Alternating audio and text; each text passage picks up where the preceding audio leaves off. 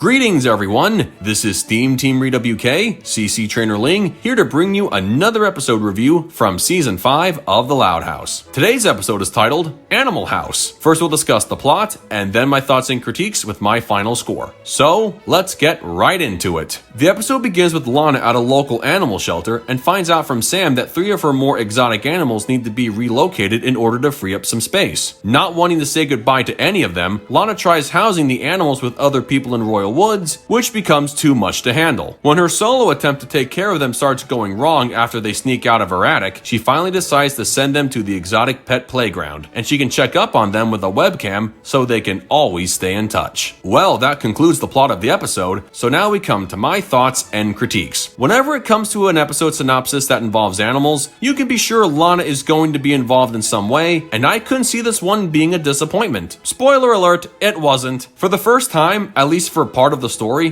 this episode had the starring duo of Lana and Sam, with this being the first instance where the latter is seen without Luna. So maybe this opens the door to a future episode focusing solely on her. But let's not get ahead of ourselves just yet. The plot is very similar to that of episode 17 from the Listen Out Loud podcast, where Lana and Sam work in an animal shelter and Lana doesn't want to give away any of the animals to potential adopters. It also got me thinking about the episodes Scales of Justice and Frog Wild, since Lana has the tendency to always look out for the safety and well-being of animals, even if it means possibly compromising her own integrity to do so. This episode was a unique mix of all those past storylines, and the overarching premise certainly grabs you by the feels towards the end. I really felt bad for Lana in this episode because we all know how much she loves animals, be they household pets or something wild and straight out of Mother Nature. She doesn't treat animals as inferior to that of humans. She values and respects them as friends, and you can tell her bond with creatures from penguins to llamas is more powerful than one might think. I had the gut feeling she believed those people at the exotic pet playground were not going to take care of her friends the way she could, since she probably understands them better than anyone. Either that or she just couldn't stomach the idea of saying goodbye to her friends. I honestly don't blame her for being so emotionally attached. So rather than sending them to Ohio, she tried to keep her promise of taking care of all 3 animals after leaving them with her friends and neighbors, which would technically make them unintentional adopters. Unfortunately, it was becoming a drain on her life since she had to travel around the city at all hours of the day when she was used to nurturing them all in one place, and you could tell by the look on her face she really dreaded doing this even if it was a labor of love. She failed to realize that the people taking care of her animal friends were not knowledgeable enough to look after them if Lana couldn't show up at a moment's notice. Then she tried to do everything by herself at her own house, and her whole plan backfired, all because she didn't want to do the proper thing and let go of her friends. You could say she was being selfish and not fair to those animals by trying to hoard them away, but in her defense, can you really just let your loved ones go after developing a deep bond with them? I think the answer to that is very obvious. Of course, that's when she had to learn it was time to let them run free in a larger space, and that's where we come to Sam. I really liked her in this episode. Her role may have been limited, but she was the most important character to the story. Much like her time in Perfect Gig, she knows a thing or two about animals, and even she knew the Royal Woods Adoption Center was not going to be big enough to continue housing Lana's 3 exotic animals on top of constantly finding smaller strays. Lana came to admit the same thing when the animals left the confined space of her attic and were roaming all over her parents' property. I got some serious SpongeBob vibes near the end because it reminded me of the Mystery Seahorse episode where the lesson is large animals can't be fed junk food, can't be kept in small areas for too long, and they need to be able to move about freely. So when it came to making the main character come to terms with the reality of the situation, Sam was basically the Mr. Krabs of this animal-inspired episode.